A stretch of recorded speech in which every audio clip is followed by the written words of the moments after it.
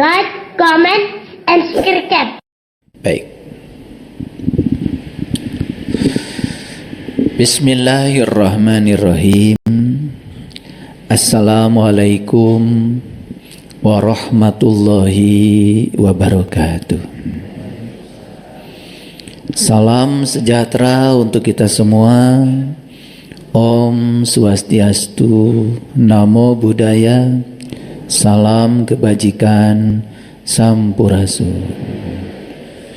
Rahayu Sagung Dumadi. Semoga seluruh makhluk hidup di semesta ini, baik yang berwujud maupun yang tidak berwujud, yang kasat mata maupun yang tidak kasat mata, di setiap ruang dan waktu, di semua tingkatan, semoga mereka semua senantiasa berbahagia dan terbebas dari segala penderitaan. Semoga kita semua tidak menjadi sumber penderitaan bagi makhluk manapun, tidak menjadi sumber laknat bagi makhluk manapun. Semoga kita semua menjadi sumber cinta, sumber sukacita, sumber keberkahan, sumber kebahagiaan, sumber kedamaian, sumber ketentraman bagi semua makhluk dimanapun mereka berada.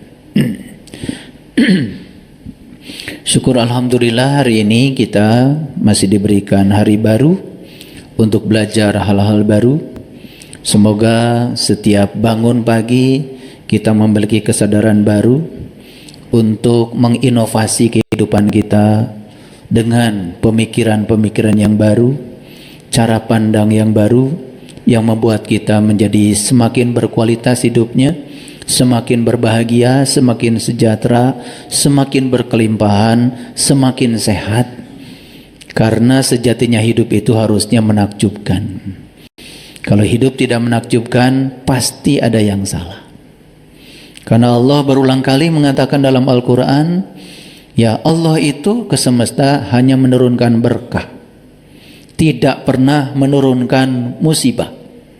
Semua musibah akibat dari perilakumu sendiri, kata Allah. Jadi harusnya hidup kita sehat, berkelimpahan, tidak kekurangan. Kalau kita banyak masalah dalam hidup, itu artinya teguran bahwa ada sesuatu yang harus diubah dalam kehidupan kita. Itu aja pesannya. Oleh karena itu kita bersyukur hari ini kita masih dikumpulkan di tempat yang penuh berkah ini untuk sama-sama belajar. Semoga ilmu pengetahuan yang dialirkan semesta kepada kita hari ini menjadi ilmu yang bisa menyelamatkan kita, menjadi syafaat bagi kita. Syafaat itu bukan nanti, syafaat itu di sini, saat ini, sekarang. Oleh karena itu mari kita puji Allah bersama-sama membaca hamdalah.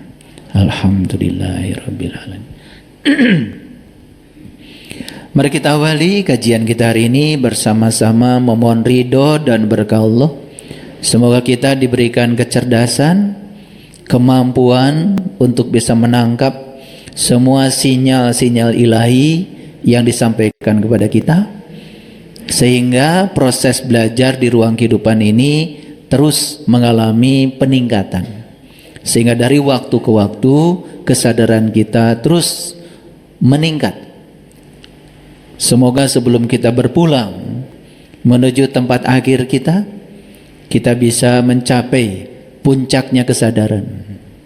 Karena ketika kita bisa mencapai puncaknya kesadaran, sadar bahwa diri kita adalah percikan cahaya ilahi, sadar bahwa diri kita adalah sebentuk jiwa yang akan kembali kepada asalnya, sadar bahwa kita bukan tubuh, bukan pikiran, bukan perasaan, sadar bahwa kita adalah bagian dari dirinya ilahi, maka tugas kita adalah mengembalikan diri sejati kita ke tempat asalnya. Itulah tanggung jawab kita.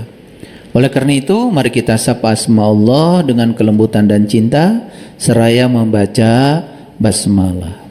Bismillahirrahmanirrahim. Kajian kita hari ini, saya akan berbicara secara spesifik tentang bagaimana cara semesta menyelamatkan jiwa. Bagaimana cara semesta menyelamatkan jiwa. Mengapa kajian ini penting? Karena menurut pengalaman pribadi saya, sepanjang kita tidak mengerti siapa diri sejati kita, sepanjang kita tidak mengerti siapa sesungguhnya diri kita, maka kita dalam kehidupan ini akan terus terombang-ambing, diombang-ambing oleh diri palsu kita, pikiran gelap kita yang tidak tersinari oleh cahaya ilahi.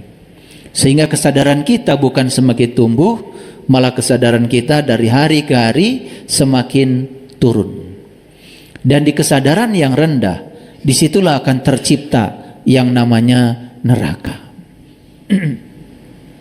Tapi di kesadaran yang tinggi, di situ akan tercipta yang namanya surga. Karena istilah neraka dan surga itu tidak ada di dalam kitab suci manapun. Kalau dalam bahasa Quran tidak ada surga, yang ada jannah. Dalam bahasa Quran tidak ada neraka, yang adalah nar. Apakah yang dimaksud dengan jannah dan nar dalam bahasa Quran sama dengan surga dan neraka yang dimaksud oleh bahasa lain di luar bahasa Arab? Tentu saja kita harus belajar kecerdasan dari bahasa. Karena setiap bangsa itu punya peradaban sendiri, punya kecerdasan sendiri, dan mereka merefleksikan kecerdasannya dalam bahasa. Kalau merujuk pada Quran surat Hud ayat 106, 107, 108, Allah sendiri yang mengatakan bahwa neraka itu adalah tempat di mana kita masih bernafas. Bahkan langit dan bumi masih ada. Begitu kata Quran. Fa ammal ladzina syaku fa finnar lahum fiha zafirun wasahikun. Jadi neraka itu adalah tempat di mana kamu masih bernafas, bahkan langit dan bumi masih ada. Begitu kata Quran. Jadi jangan kita ini mengaku-ngaku berpedoman Quran, sementara ketika Quran bilang begitu, kita menolaknya karena berbeda dengan apa kata orang. Saya ini adalah seorang pembelajar. Saya kalau berbicara sesuatu, pasti saya belajar lebih dalam. Dan saya tidak mungkin menyampaikan sesuatu yang belum saya kaji. Saya belajar 6 keterampilan berpikir. Mulai dari mengingat, memahami, menerapkan, menganalisis, mengevaluasi, sampai mensintesa pengetahuan. Itu adalah hari-hari saya. Karena apa? Karena saya berprofesi sebagai seorang pengajar di university. Jadi tiap hari saya bergelut dengan riset. Setiap hari saya bergelut dengan pemikiran-pemikiran ilmiah. Setiap hari saya bergelut dengan pemikiran-pemikiran sains. Otomatis ya pikiran saya terbentuk dengan sendirinya sebagai saintis. Saintis itu adalah orang yang berpikir saintifik. Saintifik bahasa lainnya adalah berpikir ilmiah. Nah, karena terbiasa seperti itu, maka setiap saya belajar, pasti saya menggunakan berbagai kerangka, berbagai disiplin, berbagai sudut pandang. Karena alam semesta ini sendiri namanya kan universe. Bahkan sekarang sudah bukan universe lagi. Orang menyebut alam semesta ini adalah multiverse. Sudah bukan uni tapi multi. Universe bagi saya, uni itu artinya kumpulan, verse itu adalah versi. Jadi universe itu sebetulnya kumpulan segala sudut pandang. Oleh karena itu, semua disiplin ilmu, apapun ilmunya, berbicara alam semesta yang sama. Biologi itu berbicara alam, fisika berbicara alam, kimia berbicara alam, geografi berbicara alam, astronomi berbicara alam. Semua berbicara alam yang sama dengan sudut pandang yang berbeda. Itulah muncul berbagai disiplin keilmuan, sehingga muncul berbagai keahlian yang kemudian disertifikasi. Ada sarjana ini, ada sarjana itu. Yang dibicarakan semua adalah alam. Apa yang dibicarakan ilmu kedokteran? Tubuh. Tubuh juga bagian dari alam. Apa yang tidak dibicarakan ilmu yang bukan dari alam. Sosiologi, antropologi, semua berbicara alam dengan sudut pandangnya sendiri-sendiri. Sehingga begitu banyak disiplin keilmuan. Itulah pentingnya kita memahami berbagai disiplin keilmuan sehingga sudut pandang kita menjadi universe. Syukur-syukur kalau bisa multiverse. Sadar nggak bahwa sebetulnya bumi ini tempat kita tinggal hanya debu kecil yang terapung-apung di semesta raya. Matahari yang kita saksikan tiap pagi itu besarnya 1.000.000 kali bumi, itu matahari. Dan model matahari yang kayak gitu di alam semesta bukan satu. Bukan satu. Karena keterbatasan penglihatan kita mengira semesta itu cuman matahari, bumi, dan bulan. Karena kita tidak melihat yang lain. Sesekali Jupiter muncul, sesekali Mars muncul, walaupun ukurannya sangat kecil. Karena begitu jauh dari bumi kita. Sesuatu yang tidak kelihatan oleh kita bukan berarti mereka tidak ada. Cuman karena keterbatasan mata kita. Yang model kayak bumi ini di galaksi Bima Sakti aja ada 250 miliar buah. Yang model kayak bumi ini. Terus kalau bumi ini tidak ada dan semua kehidupan di dunia ini tidak ada, semua manusia tidak ada, terus memangnya ketiadaan kita ini berpengaruh kepada alam semesta yang tanpa batas? Kalau debu kecil ini tidak ada, tidak mengganggu konstelasi, sistem, ya, sistem perbintangan, sistem astronomi, tidak akan mengganggu. Betapa kecilnya bumi kita. Nah, kalau bumi kita ada sudah sebesar debu, Indonesia sebesar apa ya? Lah kalau Indonesia sebesar bumi sebesar debu, Indonesia sepersekian dari debu itu, terus kita ini sebesar apa ya di semesta ini? Nah, cuma karena kita tidak punya sudut pandang yang luas, lalu memandang sesuatu hanya melihat dari kedangkalan pikiran kita sendiri, muncul yang namanya kebodohan.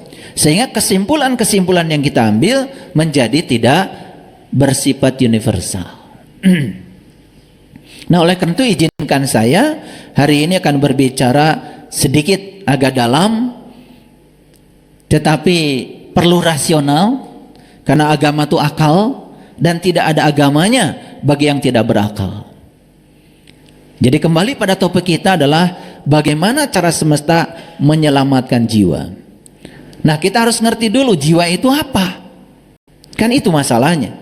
Kita sering menyebut kata itu, tapi kita juga tidak mengerti. Nah, kalau ingin memahami jiwa itu apa, tentu saja tidak mungkin saya menjelaskan jiwa dengan kata-kata. Karena jiwa itu adalah diri sejati kita. Jiwa itu adalah pribadi kita. Hanya dengan cara mengalami kita akan bisa memahami.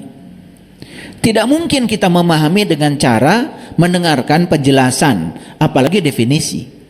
Semua definisi bersifat terbatas. Semua definisi malah justru sesuatu yang luas menjadi sempit gara-gara ada definisi. Coba definisikan rambutan. Rambutan adalah sejenis buah yang di luarnya ada bulu-bulunya, di dalamnya ada bijinya, kemudian ada yang manis-manisnya. Coba, kalau saya membuat definisi itu, apakah cukup menggambarkan realitas dari rambutan itu? Tidak cukup. Makanya banyak orang yang bikin definisi tentang satu objek, sebut saja rambutan. Dan definisi yang dibuat satu orang dengan orang yang lain bisa beda-beda. Nah, kita juga jadi bingung, betul nggak? Kita mau pakai definisi yang mana? Ya tentu saja supaya tidak bingung, ambil rambutannya, pegang, lihat, dan rasakan. Setelah kita merasakan dan kita mengenalnya dengan pengalaman pribadi kita, bahkan semua definisi itu menjadi tidak penting lagi bagi kita. Sama seperti jiwa. Jiwa dan ruh sesuatu yang berbeda. Yang Allah tiupkan ke dalam diri kita itu bukan jiwa, tetapi ruh.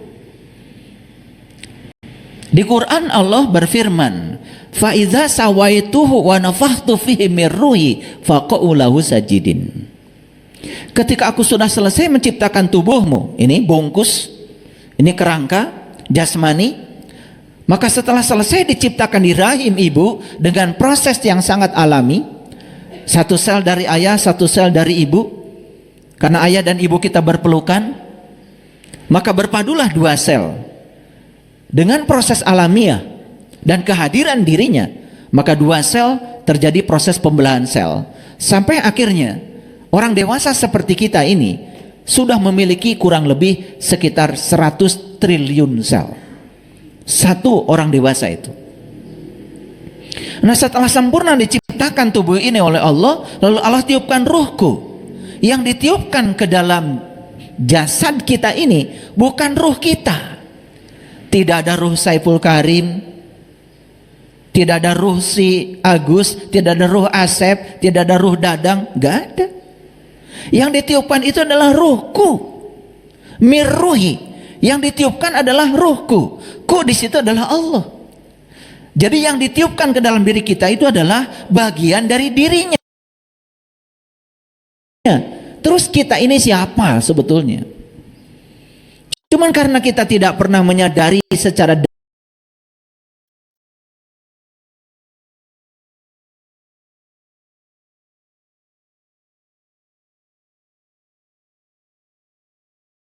dalam kata-kata itu, hanya mendengar apa kata orang, lalu kita terjebak dalam kedangkalan sehingga kita tidak mengerti sebetulnya siapa diri kita yang sesungguhnya. Nah, dalam Al-Quran Allah menjelaskan lagi, laqad kafaral ladzina qalu innallaha salisu salasa. Kalau kita berbicara tentang ruh dalam tradisi Islam itu ada tiga. Ada yang namanya Nurullah, ada yang namanya Nur Muhammad, ada yang namanya Nur Insan. Semua itu adalah manifestasi dari dirinya sendiri, bukan sesuatu yang berbeda. Sama seperti kalau saya tanya, apa yang saya pakai ini, pasti semua orang akan mengatakan ini baju. Saya punya pendapat yang berbeda. Saya bilang ini kapas. Kapas yang sudah disusun menjadi benang. Benang yang sudah disusun menjadi kain. Kain yang sudah dibentuk, bentuknya menjadi baju. Kalau sudah dibentuk macam-macam, bukankah namanya menjadi banyak? Padahal nama aslinya kan kapas. Kalau sudah dibentuk kan jadi banyak namanya. Yang ini menjadi jaskoko. Yang ini menjadi celana. Yang ini menjadi kerudung. Yang ini menjadi karpet. Kan jadi banyak, bukan? Nah, kita itu sering lupa pada asal usulnya.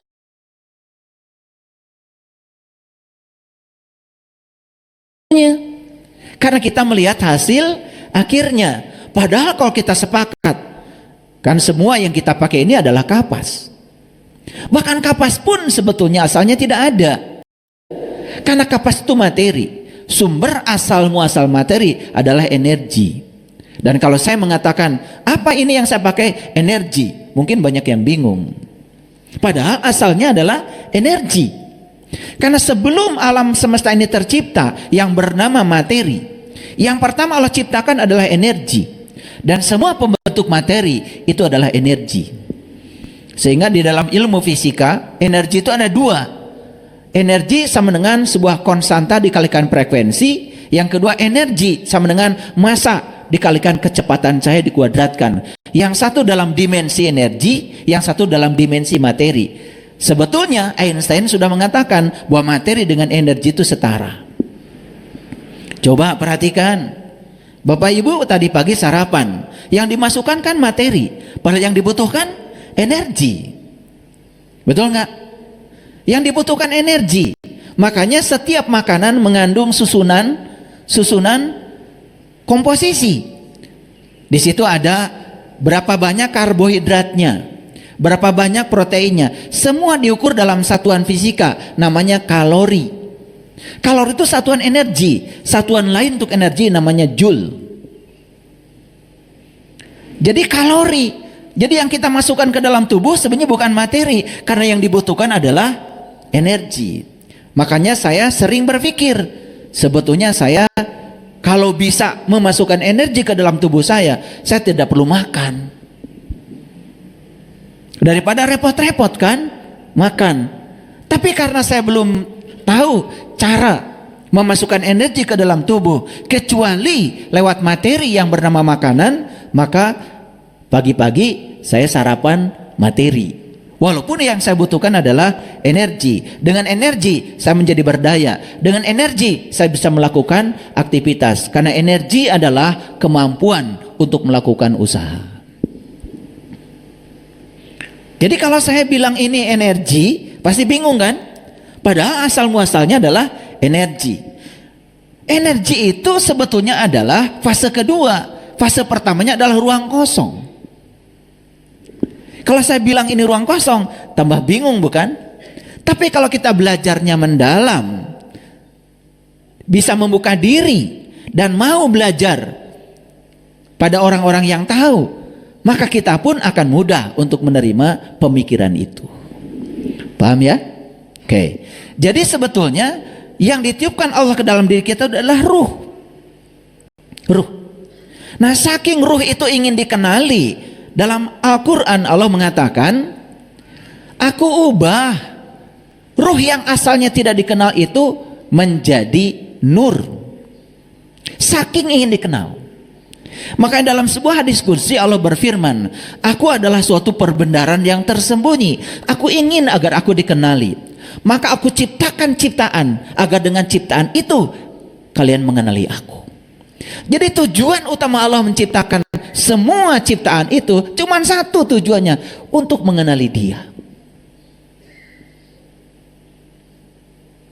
Tujuannya itu. Setelah kita mengenal Dia, kita ingin mengekspresikan pengenalan kita kepada Dia, maka muncullah yang namanya ibadah. Kan gitu. Nah, ibadah sendiri arti yang universalnya adalah melayani. Siapa yang perlu dilayani? Nah, ini banyak yang salah kaprah. Mohon maaf. Ibunya sakit di rumah, tidak ada yang menunggui. Bahkan sangat berbahaya kalau ditinggalkan, bisa jatuh. Malah yang nungguinya pergi ngaji. Dan dia menganggap ngaji lebih penting daripada menunggui ibu yang sakit. Padahal ngaji yang sebenarnya bagi orang itu adalah tunggui ibu yang sakit. Itu yang disebut dengan ibadah, melayani. Karena Allah sendiri ya Allah sendiri mengatakan dalam sebuah hadis qudsi, ini saya ulang-ulang. Ketika Nabi Musa ditegur oleh Allah, "Hei Musa, kenapa ketika aku sakit kamu tidak menjenguk aku?" Lalu Musa berkata, "Bagaimana engkau bisa sakit ya Allah? Yang sakit adalah tetanggamu. Dan kalau kamu menjenguk tetanggamu, sesungguhnya kamu menjenguk aku." Jadi cara melayani Allah yang benar itu melayani orang-orang yang butuh pertolongannya. Karena semua yang ada di semesta ini kan manifestasi dari Dia sendiri. Jadi aneh, ada seseorang katanya sedang belajar kesadaran, belajar meditasi di sini, di sini, di sini, di sini. Suaminya ditinggalkan, anak-anaknya ditinggalkan. Saya bingung mau belajar apa, mencari apa. Yang nyata di depan mata, anak perlu diantar sekolah, suami perlu dilayani, ditinggalkan semuanya. Alasannya sedang belajar meditasi. Karena dia berpikir meditasi itu menekung begitu. Bukan, itu latihan meditasi. Meditasi yang sebenarnya itu adalah melayani semua orang-orang yang perlu pelayanan kita. Ini yang disebut dengan orang-orang soleh. Dan selama ini kita mengartikan, itu sudah ngaji soleh, sampai meninggalkan anak istrinya. Ada orang yang datang ke rumah saya, dia pamitan sama saya, dia mau pergi umroh. Saya tahu teman saya ini punya ibunya yang sakit. Saya bilang, ibumu di mana? Ya, ibu sudah dititipkan di panti asuhan. Gila, saya bilang kamu. Mau nyari apa kamu ke sana? Saya jelaskan, akhirnya dia nggak pergi ke sana. Rawat ibumu, itu umrohmu yang sebenarnya. Jadi jangan aneh-aneh hidup itu, jangan lari dari realitas. Karena ibu yang sakit, siapapun, itu adalah sarana untuk menempa jiwa kita. Itu adalah jalan keselamatan jiwa kita. Udah mulai masuk ya ke judul ini? Ya, makanya kita akan belajar bagaimana cara semesta menyelamatkan jiwa. Jadi jiwa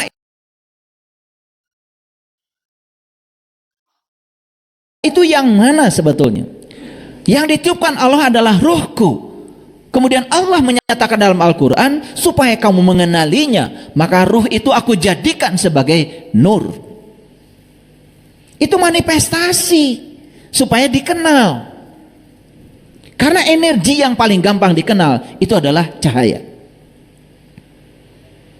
Nah sekarang nur itu dalam tradisi Islam ada tiga. Ada Nurullah, ada Nur Muhammad, ada Nur Insan. Nah Nur Insan ini yang sering disebut sebagai jiwa. Jadi beda ruh dengan jiwa. Paham ya? Jadi jiwa itu sebetulnya adalah diri kita, diri sejati kita. Maka jiwa itu harus kenal pada dua nur yang berikutnya, Nurullah dan Nur Muhammad. Kalau dia bisa bermanunggal, maka jiwa itu tidak mungkin keluar dari jalur yang digariskan buat jiwa. Nah oleh karena itu maka ya, saya pernah membaca buku yang sangat keren. Yang menulis buku itu orang fisika kekinian, namanya Gary Zukav. Judul bukunya The Seat of the Soul. Nah dia menjelaskan perbedaan ruh dengan jiwa. Dan dia mengatakan jiwa itu adalah ruh juga, tapi ruh yang terkoyak. Nah itu mudah sekali memahaminya ya. Jadi ibarat gini nih, sebetulnya air itu, air tahu ya, air itu ada nggak dalam minyak? Ada. Bagian terbesar dari minyak itu kan sebetulnya air. Jadi sebetulnya minyak itu air. Cuman minyak itu adalah air yang terisi oleh zat lain. Karena ada zat lain dalam air itu, maka disebutnya bukan air lagi, namanya minyak. Padahal air juga, cuman air yang sudah tidak murni, ada unsur lain, ada unsur kimia lain yang nyelonong ke situ, maka disebut namanya minyak. Sekarang kita tahu bagaimana kalau minyak dicampur dengan air. Kan sendiri-sendiri. Walaupun dia bergabung, tetapi tidak bisa bersenyawa karena ada ketidakmurnian. Gampang ya? Jadi sebetulnya jiwa kita ini asalnya murni. Nah, kemudian masuk ketidakmurnian lain. Akibatnya apa? Akibatnya jiwa menjadi tidak selaras dengan asalnya. Nah, kalau jiwa ini pulang seperti minyak pulang ke air, walaupun dia bersama dengan air, dia tersendiri aja, tidak bisa bersenyawa dengan air. Sama, jiwa-jiwa yang tidak murni ketika pulang, dia walaupun pulang, dia tidak bisa bersenyawa dengan alam asalnya. Paham ya?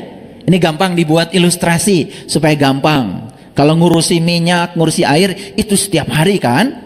Betul? Ya, jadi kalau pakai minyak, air, gampang ilustrasinya.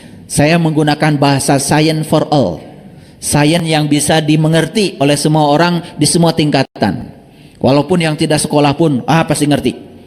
Makanya saya menghindar dari kata-kata yang terlalu saintifik. Paham ya? Nah, bisa nggak membayangkan jiwa kita itu seperti itu? Bisa ya? Oke. Jadi sebetulnya sangat masuk akal kalau Allah mengatakan, beruntunglah mereka yang menyucikan jiwanya, dan rugilah mereka yang mengotorinya. Oke ya, sering dengar ayat itu kan? Oke. Jadi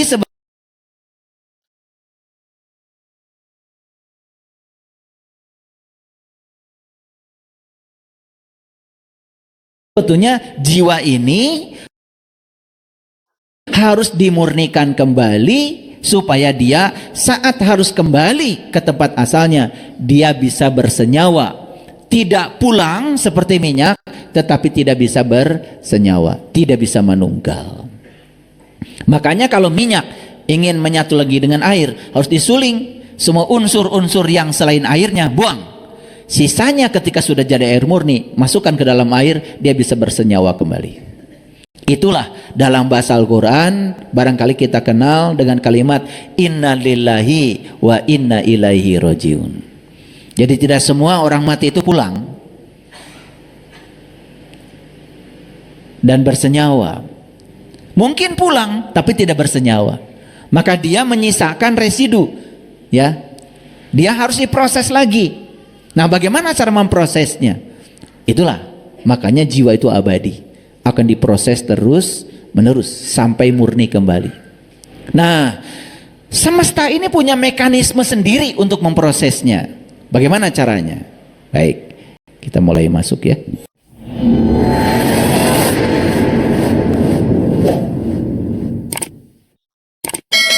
Jangan lupa like, comment, and subscribe.